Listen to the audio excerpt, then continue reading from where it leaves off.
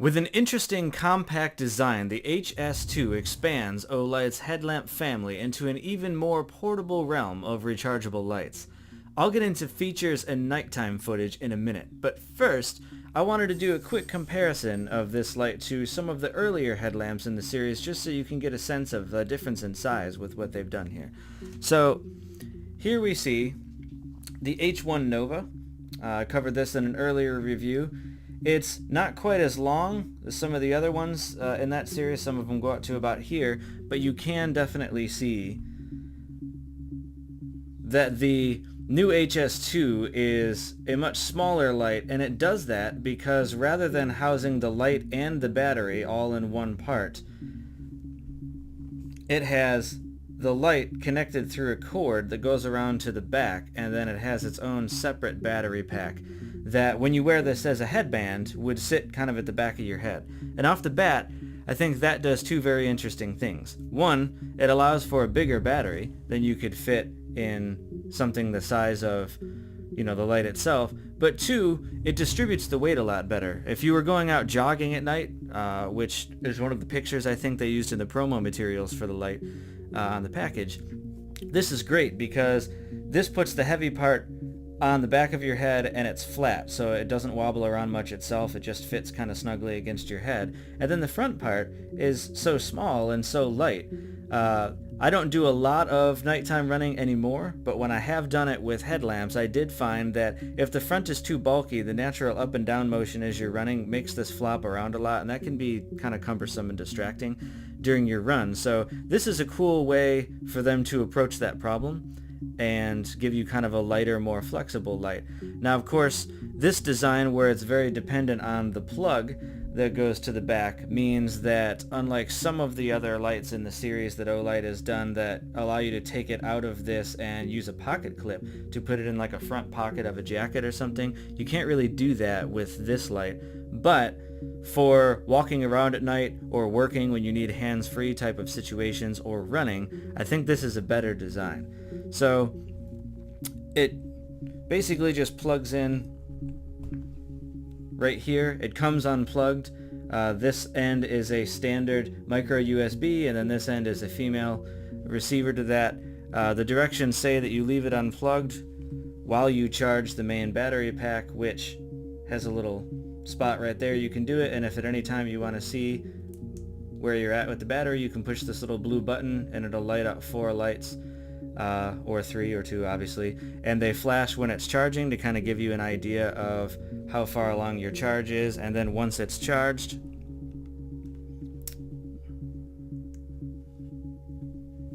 connect these two ends back together. And one thing I will say, make sure that you push pretty hard to get these completely together so there's no gap. When I first opened this light and was trying to use it, I pushed it together an amount that felt like, I don't want to push too much harder or I'll damage the light, and that ended up not being far enough, and then I had an issue where I kept trying to turn it on and off with the button and it wasn't working and I couldn't figure out why, and that ultimately was why. You just had to push a little harder, and you might have to push fairly hard the first time to really get them together. I noticed after I pushed it together the first time I really got a good connection. I didn't have to push so hard going forward. So, light operation.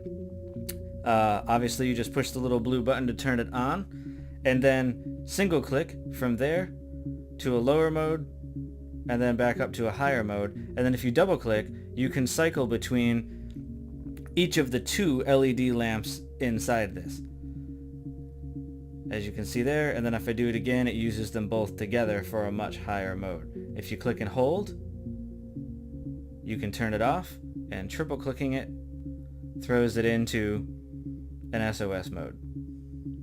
As I took it outside, you can see that the initial higher mode it's on gives you pretty good visibility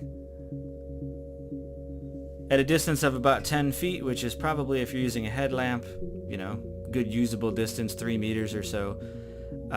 Good illumination, and the ground in front of you, it does a great job of lighting that up, and that has a runtime of just over 2 hours, so perfect for evening hikes, evening jogs. If you need more power, you can switch into one of the lower modes and get between 4 and 9 hours on average, which is plenty, I think, for most situations.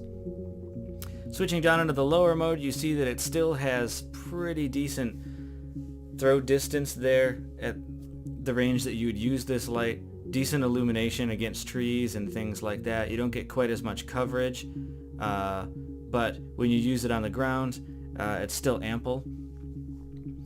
And of course, double clicking to switch between the different headlamp modes gives you some variety there.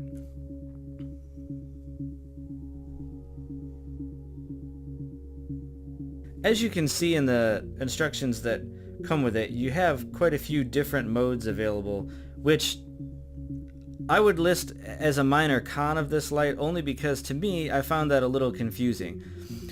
Single clicking on the power button while you're using it switches between what seems to be a mixed beam high and low mode, but then double clicking switches between just a low, a medium, and what it calls mixed mode.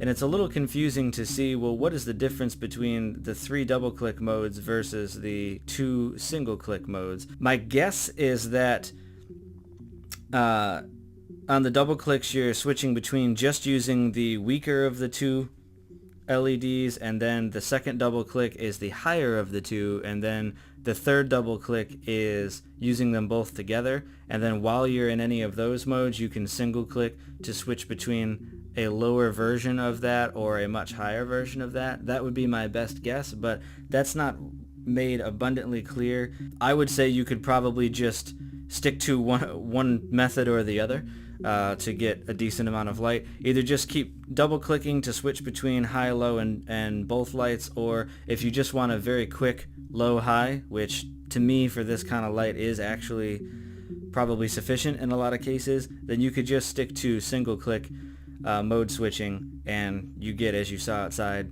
a pretty good difference between a low battery saving that is still fairly functional and a much higher, very bright mode that lasts for about 2 hours. Things that I really liked about the light, as I said in the beginning, the design for jogging and hiking is great. This is very light.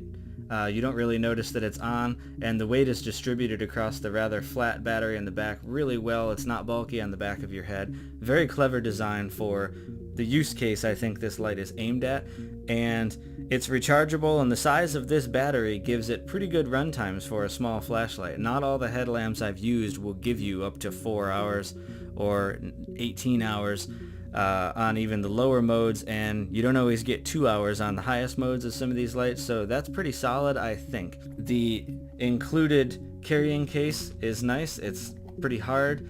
You could throw it in a travel bag or something without worry that your light's going to get scuffed or damaged, and it does come with some extra clips that you can use if you need them, as well as a micro USB cable to charge your light. And as far as charging goes, you can use any phone charger. It does cap the maximum milliamperage at 1000 milliamps, but you can also, as the directions say, just plug it straight into a computer or something. I did actually charge this light from my laptop, and it worked fine. It didn't take that long to charge. So, like I said, I think the biggest con for this is the slightly confusing modes, and that the design of it doesn't really lend itself to using a pocket clip in a jacket or something.